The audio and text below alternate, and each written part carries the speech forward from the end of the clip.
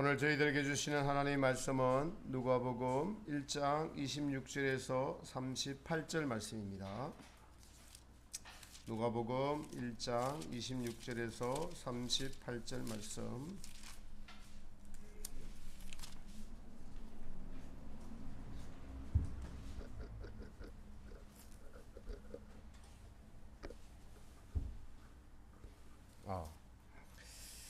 한 절씩 교독하겠습니다.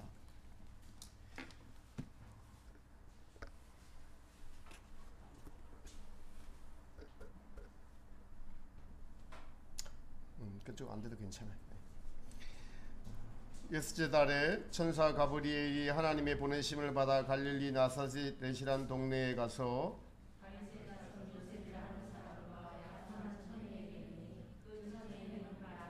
그에게 들어가 이르되 은혜를 받은 자여 평안할지어다 주께서 너와 함께 하시도다 하니 천사가 이르되 마리아여 무서워하지 말라 내가 하나님께 은혜를 입었느니라.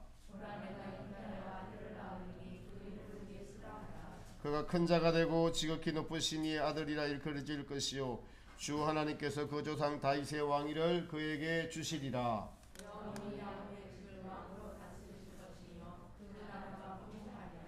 마리아가 천사에게 말하되 나는 남자를 알지 못하니 어찌 이 일이 있으리까.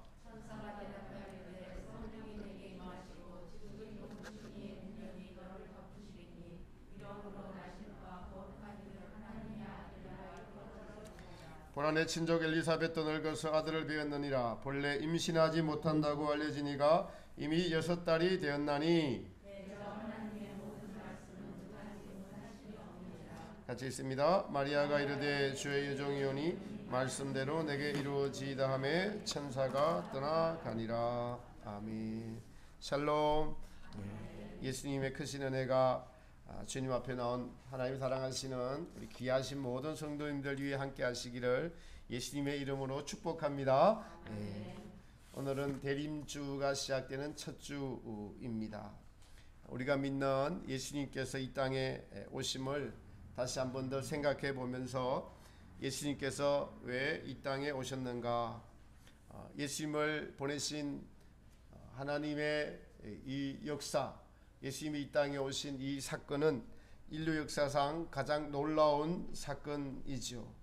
그리고 이 사건은 구약에 기록된 성경의 예언을 성취하신 사건이라고도 할 수가 있습니다. 연말이 되면 한 해를 보내면서 성탄절도 이렇게 보내고 또 새로운 한 해를 맞이하면서 우리의 분주했던 마음들을 내려놓고 한 해를 마감하며 또 꼭 같이 끼어 있는 이 성탄절은 항상 우리의 마음을 기쁘게 하기도 하고 설레게 하기도 합니다. 여러분, 성탄절이 다가오는데 여러분 마음이 설렘도 없고 기쁨도 없다면은 내 신앙생활에 뭔가 문제가 있구나 라고 그렇게 생각하셔야 합니다. 왜 그러냐 하냐면은 성도님들은 항상 예수님을 중심으로 살아가야 하고 그 예수님이 오심은 이 땅에 나를 구원하러 오신 사건이기 때문에 우리가 옳고 바른 신앙을 가지고 있다면은 이 땅에 오신 예수님의 탄생이 기쁘고 새로울 수밖에 없습니다. 여러분 양심에 묻습니다. 성탄절이 더 기쁩니까? 여러분 생일이 더 기쁩니까?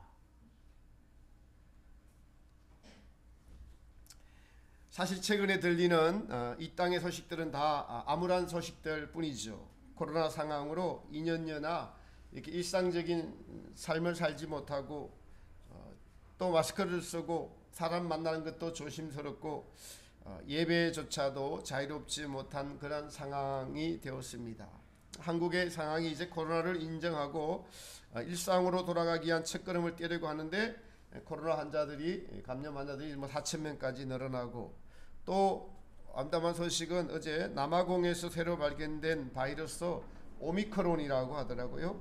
이게 가장 센 델타 변이보다 2배나 전염력이 더 발달되어서 그래서 남아공과 그 주변의 나라들에 대한 출입 금지를 지금 하고 있는데 벌써 홍콩에서까지 발견됐다고 하니 이 우리나라에 또 유행되는 것, 이것은 시간 문제다 이렇게 생각을 합니다. 이러한 소식들은 우리를 우울하게 하고 또 조금 답답하게 합니다.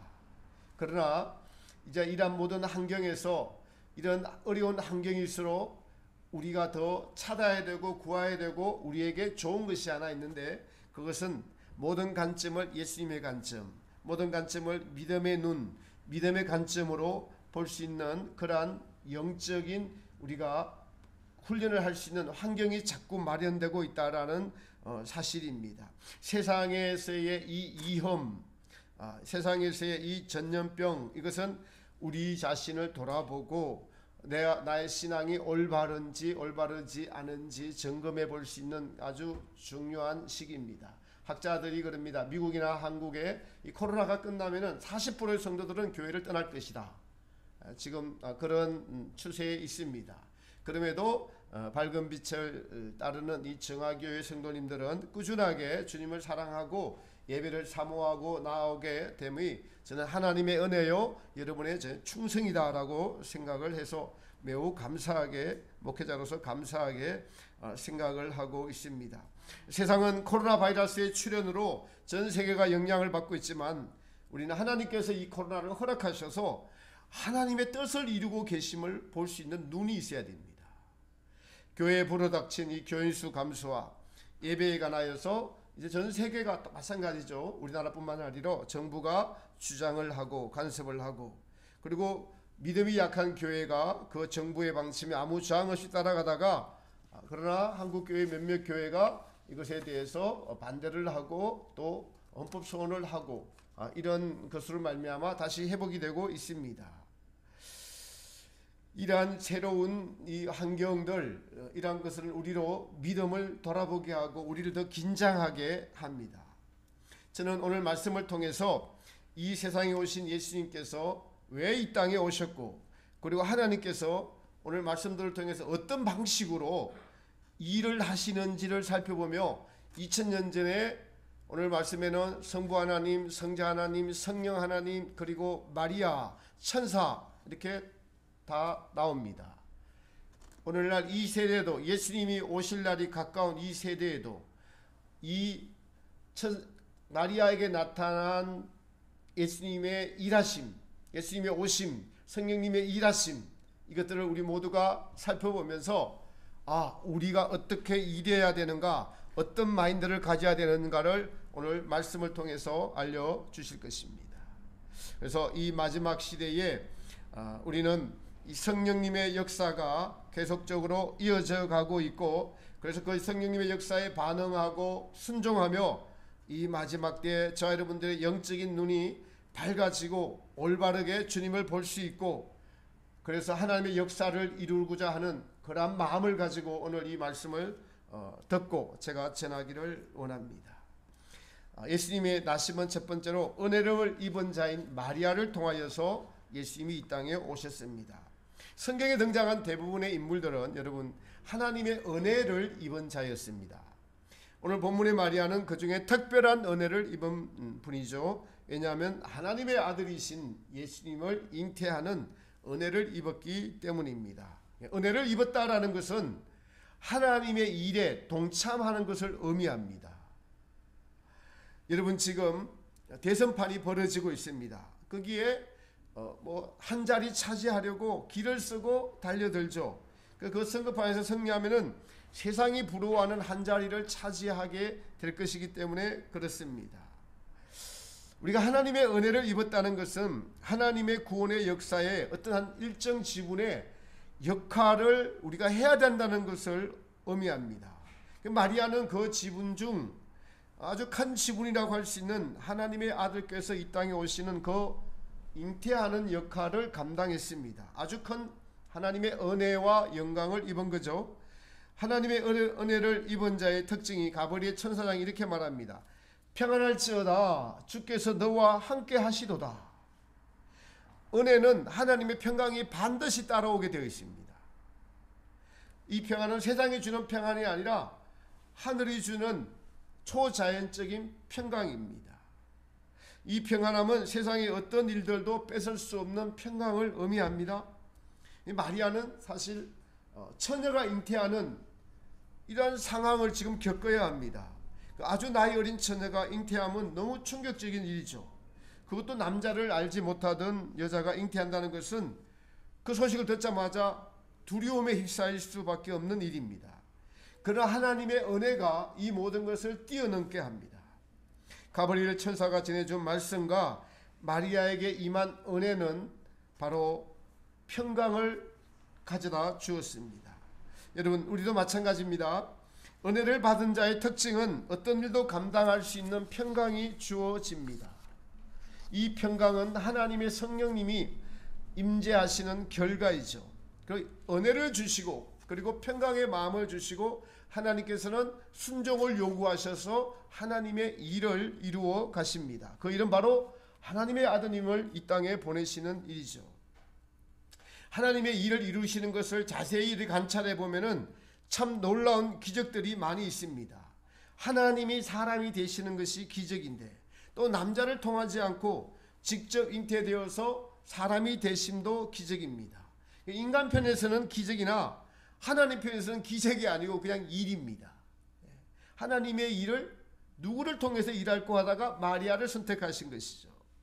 그리고 선택받은 마리아는 처음에는 이것이 하나님의 평강과 하나님의 은혜로 이 일을 시작했지만은 그리고 순종함으로 이 일을 시작했지만은 그 이후로는 고난의 길입니다. 고난을 감수해야 되는 일이라는 것입니다. 처녀가 잉태를 했다는 것 자체가 요즘은 그냥 처녀들이 서로 그냥 잉태하고 싶어서 그죠? 자기가 좋아하는 정자를 수정받아 가지고 아이를 골라서 낳을 수 있는 그런 세대가 되었습니다. 그러나 마리아의 세대는 이것이 너무나 정말 위험을 감수하는 쉬운 일이 아닌 겁니다. 마태복음 1장에 보면은 이 일을 알게 된 요셉이 약혼자였죠. 저를 끊고자 한다고 기록하고 있습니다. 자기랑 관계없이 약혼자가 임신을 해버렸어요. 이것이 들려왔습니다. 그러자 그 여인을 위해서 소문을 내지 않고 가만히 끊고자 하는 것은 마리아를 이해하는 요셉의 넓은 마음이었습니다. 여러분, 그러나 이러한 일이 마리아는 하나님께 은혜를 받아서 일이 진행이 됐는데 자기하고 정혼한 요셉도 걱정해야 될 것이고 이 사실이 주변에 알려진다면은 또 바리새인과 서기관들이 와서 너 어디서 어떤 남자랑 간음을 해서 그렇게 처녀가 아이를 배웠나라고 소문이 나면은 바로 돌을 맞아 죽어야 하는 그러한 위험과 고난이 뒤따르는 일입니다. 여러분, 사실 하나님의 아들이 이 땅에 오는 것을 알게 된 마귀가 얼마나 방해가 심했습니까?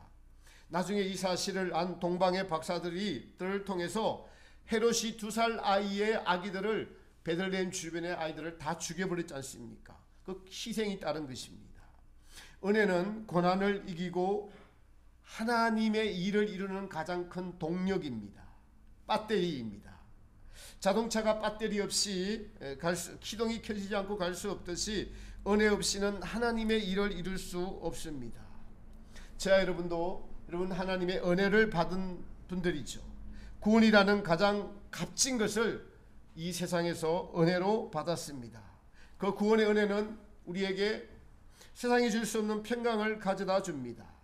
그런데 이 은혜를 계속 유지하면서 살아야 하는데 그것이 우리의 경험으로 쉽지 않음을 우리는 알 수가 있습니다. 은혜가 사라지면 평강이 사라지고 은혜가 떨어지면 갈등이 오게 되고 그래서 세상과 타협하게 되고 세상의 물결이 우리 안에 들어오게 되면은 주님이 주시는 은혜와 평강은 사라집니다. 하나님의 은혜와 평강은 항상 같이 동행을 합니다. 그리고 하나님의 은혜는 하나님의 일을 이루시는 원동력이라고 말씀을 드렸습니다. 자, 여러분에게는 이 마지막 시대에 성경의 핵심 진리라는 놀라운 하나님의 은혜를 선물로 받았습니다. 이 책의 또 다른 제목은 난공불락이라는 그 저자에게 이 책을 주시면서 하나님은 난공불락이라는 또 다른 이름을 주셨습니다.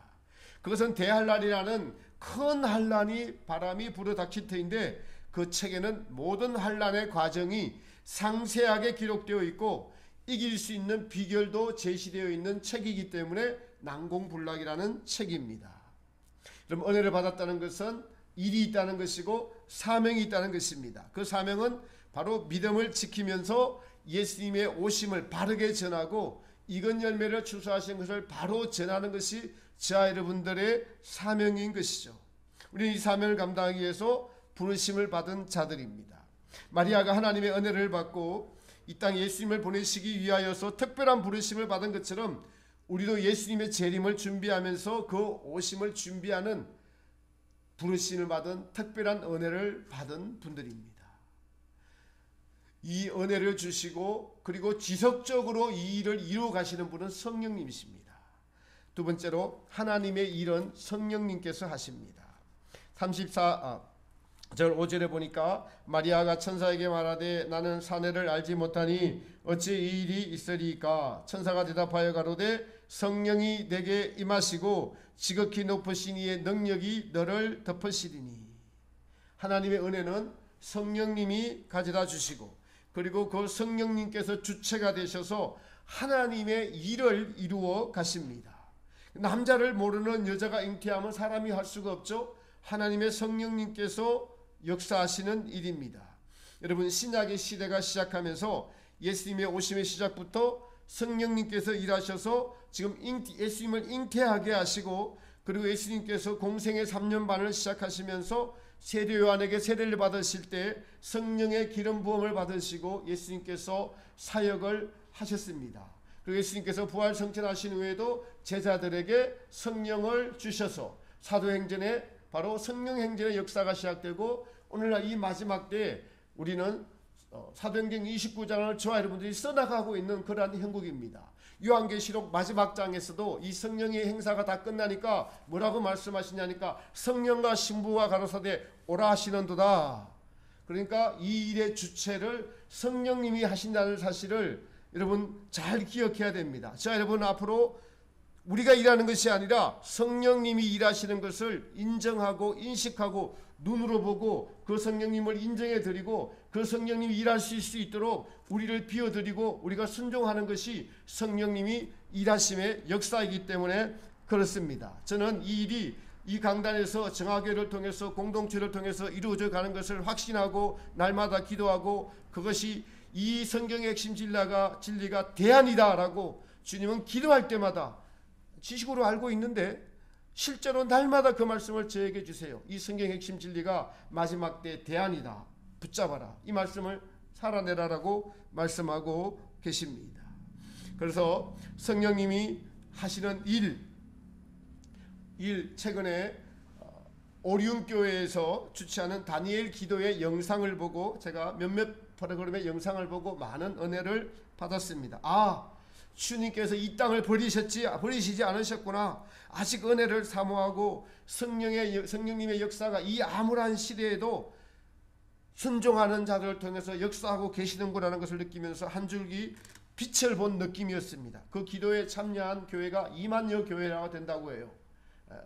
그러니까 개척교회 아무도 없는 데서 목사님과 사모님이 그것을 보고 위로를 얻고 소망을 얻고 성도님들이 그것을 보고 다시 한번 더 힘을 얻고 일어나고 이 한국교회가 세계 선교 역할을 감당하면서 전 세계적으로 그걸 통해서 하나가 되어가고 있고 성령님 역사가 일어나고 있음을 서로가 느낄 수 있는 아주 좋은 집회이더라고요.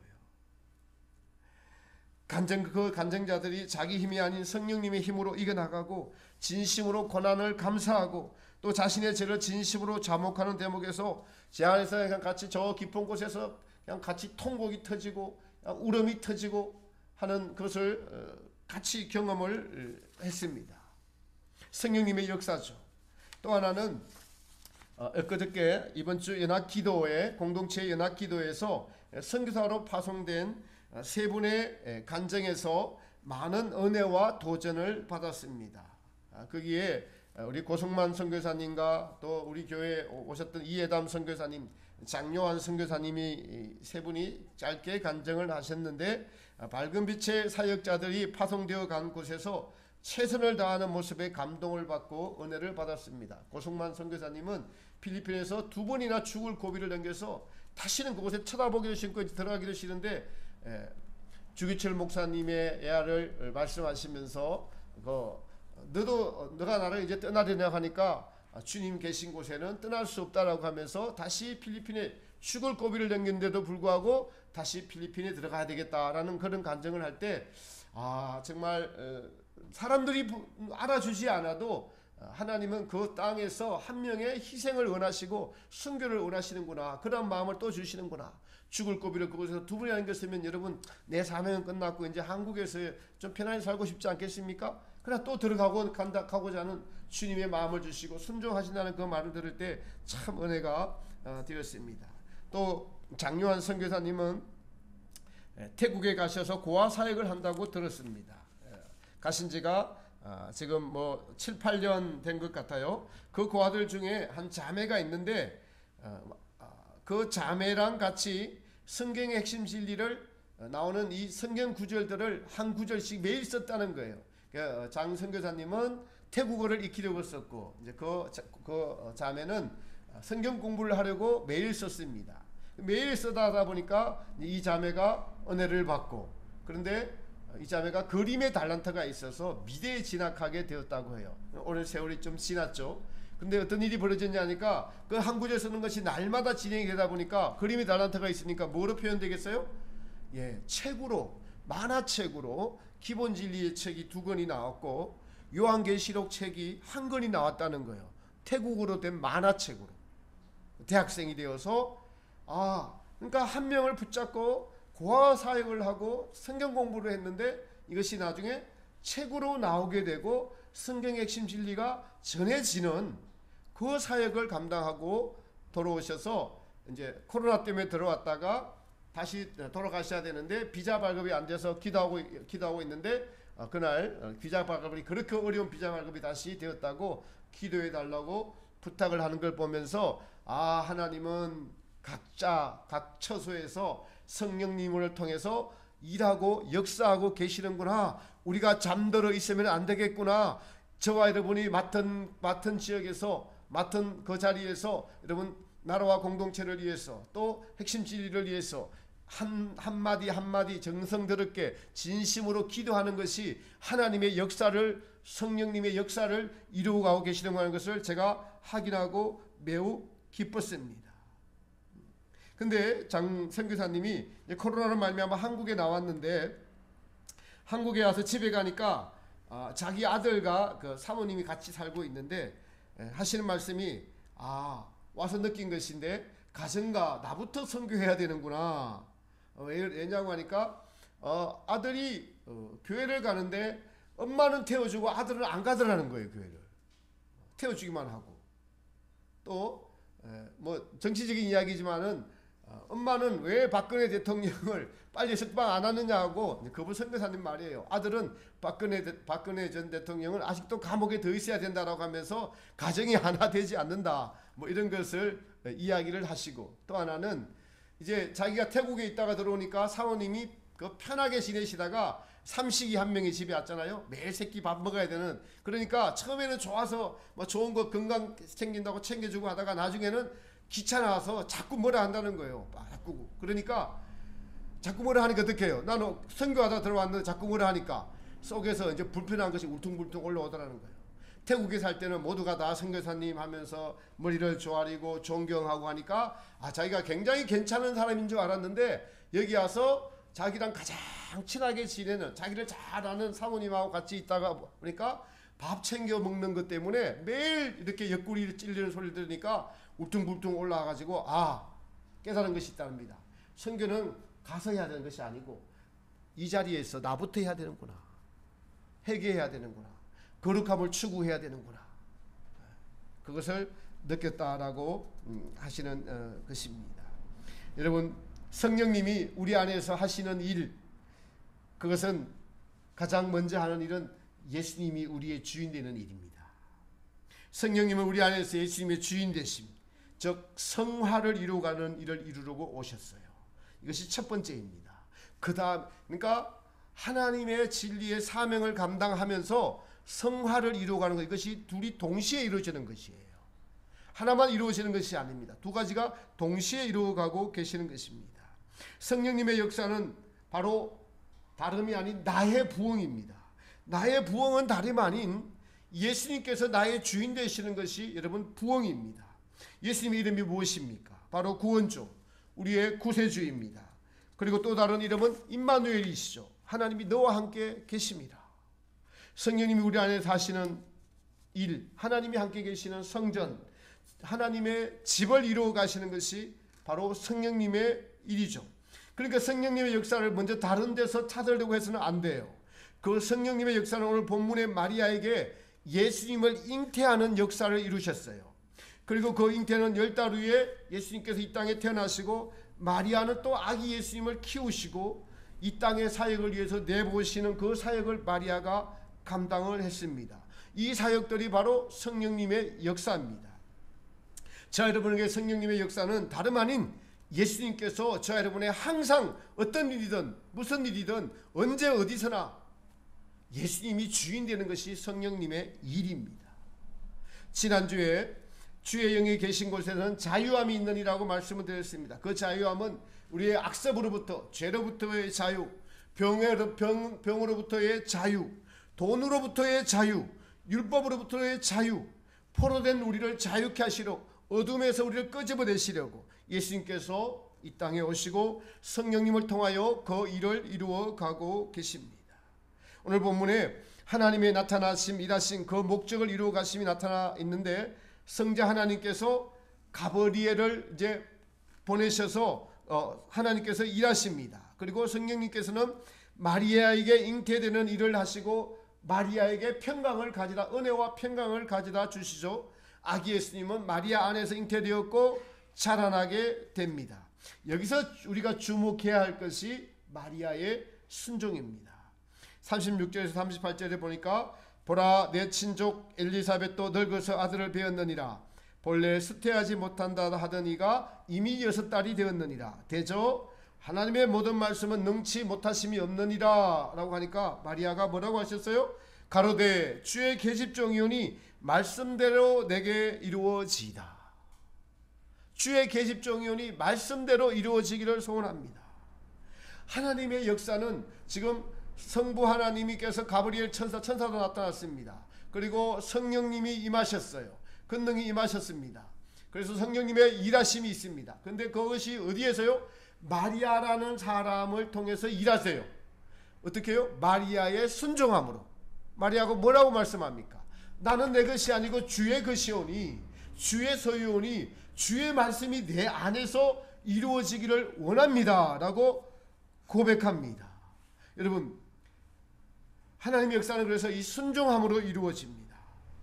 마리아가 처녀의 몸입니다. 그런데 너가 잉태할 것이라는 천사의 말에 아니 저는 아직 사례를 알지 못하는데요. 이 인간적인 지식과 경험으로 먼저 반응할 수밖에 없습니다. 그래서 천사가 아니야, 성령으로 잉태될 것이라.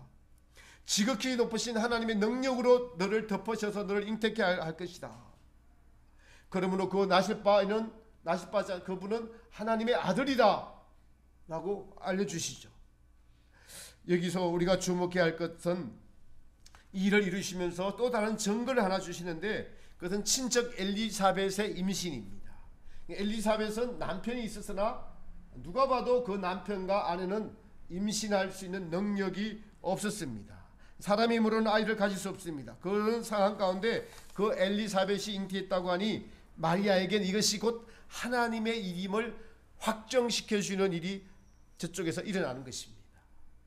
우리가 하나님의 일을 함에 있어서 하나님은 사람이 감당할 수 없으면 어디선가 반드시 확정을 시켜 주셔서 그 일을 이루세요. 계시를 통해서 확정시켜 주시기도 하고 꿈을 통해서 확정시켜 주시기도 하고 어떤 사건을 통해서 내게 확정시켜 주시기도 하십니다. 그러나 이 모든 일 하나님의 은혜와 성령의 역사하심과 능력으로 이 일이 이루어지는데 그것은 마리아의 순종을 통해서 이루십니다. 마리아의 동의를 얻어서 마리아의 순종으로 이 일이 이루어진다는 것이에요.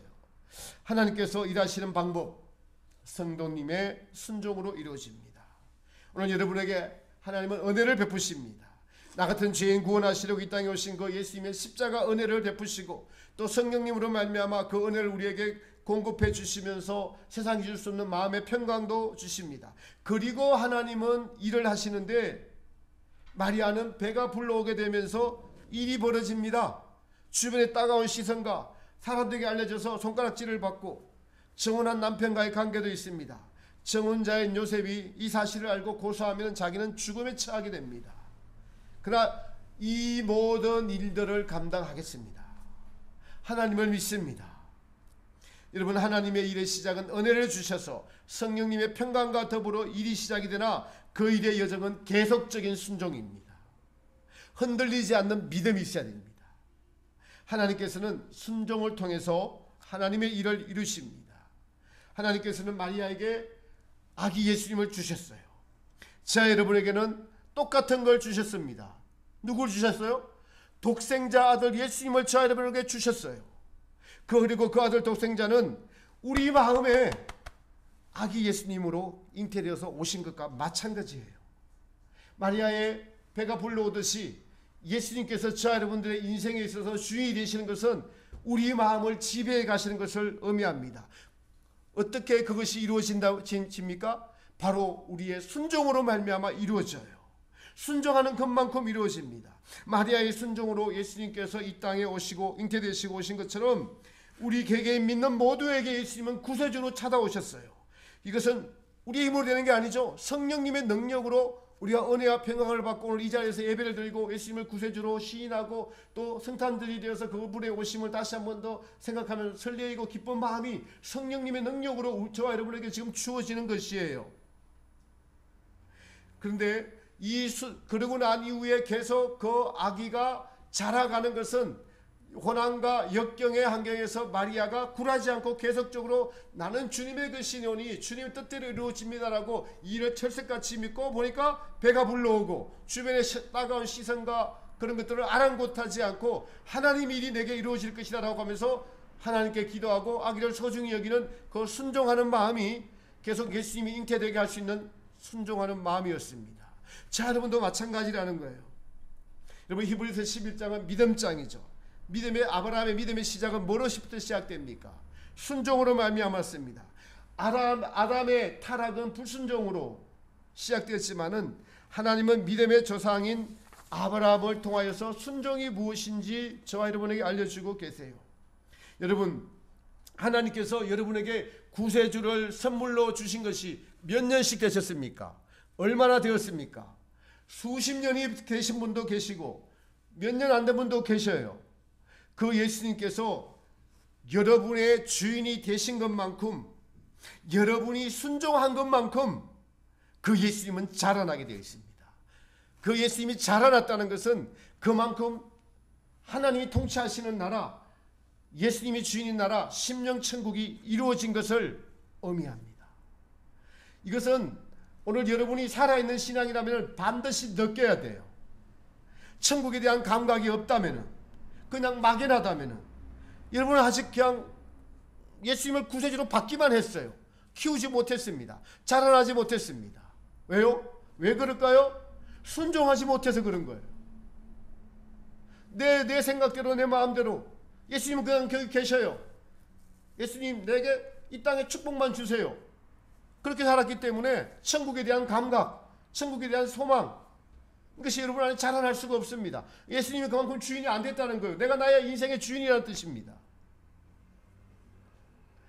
우리 오늘 예수님의 나심을 통해서 하나님, 그리고 이 일을 이루시는 성령님, 이 일을 전달해 주시는 천사 가브리엘, 그리고 마리아의 뱃속에 오신 예수님, 이 삼위일체의 일하심을 지금 입체적으로 보이지 않습니까? 그런데 우리가 해야 되는 것처럼 마리아는 순종함으로 주의 것이오니 주의 계집종이오니 주의 말씀대로 내게서 이루어져서 예수님을 이 땅에 내어놓았습니다.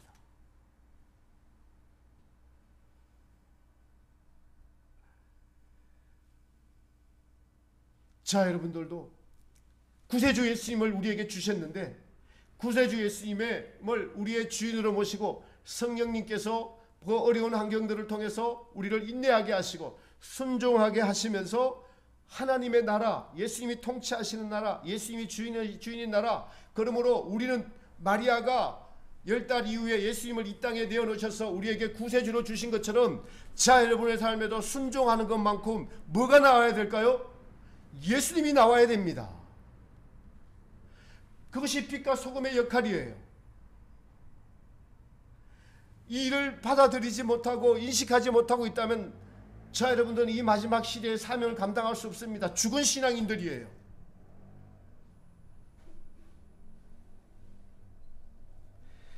그래서 오늘 이 말씀을 듣는 여러분 안에서 성령님께서 그 예수님을 내가 내어놓지 못하고 아직도 세속에 찌들어 사는 것, 이것을 안타까워하고 원통해야 합니다.